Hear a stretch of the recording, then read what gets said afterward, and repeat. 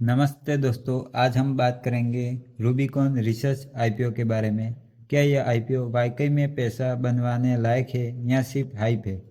मैं आपको इस बिजनेस, फाइनेंशियल्स, जोखिम और ये क्यों मायने रखता है सब आसान भाषा में समझाऊंगा। चलिए शुरू करते हैं। नंबर 1, कंपनी का परिचय।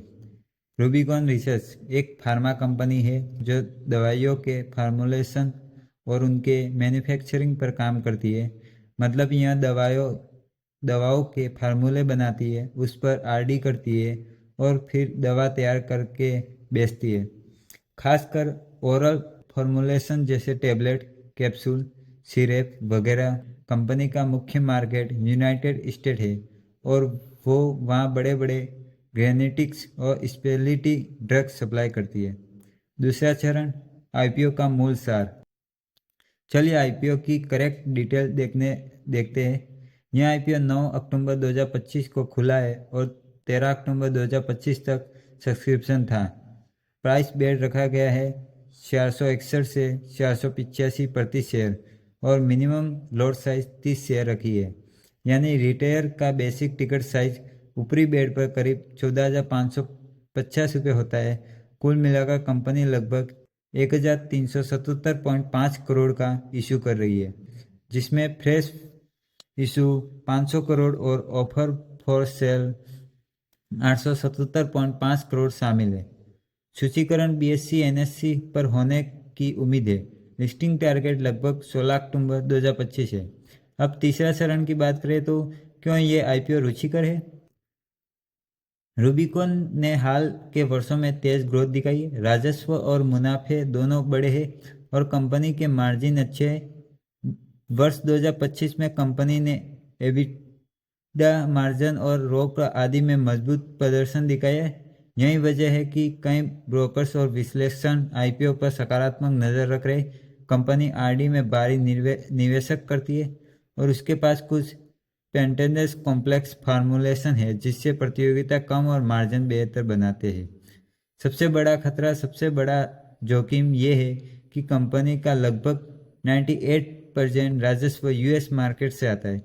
यानी अगर वहाँ कोई रेगुलेशन बदलाव, ट्रैफिक या ग्राहक संबंधी दिक्कत हुई तो कंपनी पर तेज असर पड़ेगा। साथ ही शीर्ष 5 ग्राहक कंपनी के कुल राजस्व का लगभग 70% तक दे रहे हैं।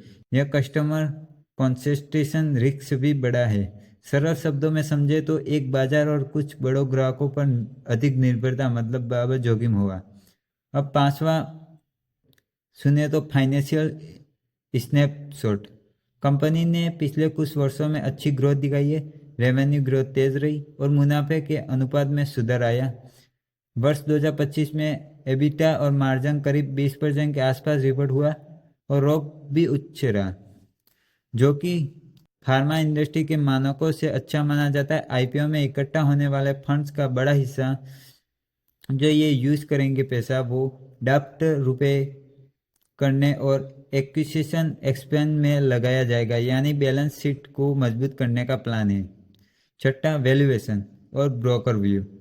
एक आम बात है, आईपीओ का वैल्यूएशन ऊंचा रखा गया है। ऊपर से बैंड पर यह लगभग 59x पी जैसा दिखता है, यानी ग्रोथ एक्सप्रेशन पहले से काफ़ी फास्ट रखी गई है। कुछ ब्रोकर इसे महंगा मान रहे हैं, पर कुछ कह रहे हैं कि अगर कंपनी अपनी ग्रोथ और नए प्रोडक्ट पिपलाइन डिलीवरी कर दे तो वैल्यूएशन जस्टिफाई हो सकता है। इसलिए वैल्यूएशन सेंसिटिविटी पर ध्यान दें। ग्रोथ के न आने पर डाउनसाइड बड़ा हो सकता है। अब सातवां, ग्रे मार्केट सब्सक्रिप्शन। आईपीओ की शुरुआत सब्सक्रिप्शन अच्छी रही। पहले दिन पर लगभग 51% और दूसरे दिन पर सब्सक्रिप्शन तेजी से बढ़कर कई गुना तक पहुंच गया था। यानी मार्केट में डिमांड है। ग्रे मार्केट प्रीमियम जीएमपी की सकारात्मक दिखा, पर जीएमपी केवल सेंटिमेंट बताता है। वास्तविक लिस्टिंग पर जो कीमत होगी वह अलग हो सकती है। आठवां, कौन आवेदन करे? अगर आप हाई रिस्क हाई रिवॉर्ड के निवेशक हैं और कम से कम 2-3 साल के लिए होल्ड कर सकते हैं, तब यह आईपीओ सोचने लायक हो सकता है। लेकिन अगर आप कंजर्वेटिव है, शॉर्ट टर्म लिस्टिंग गेन की उम्मीद में है, तो सावधानी रखें, क्योंकि वैल्यूएशन और यूएस डिपेंडेंस डाउनसाइड बढ़ा सकते हैं।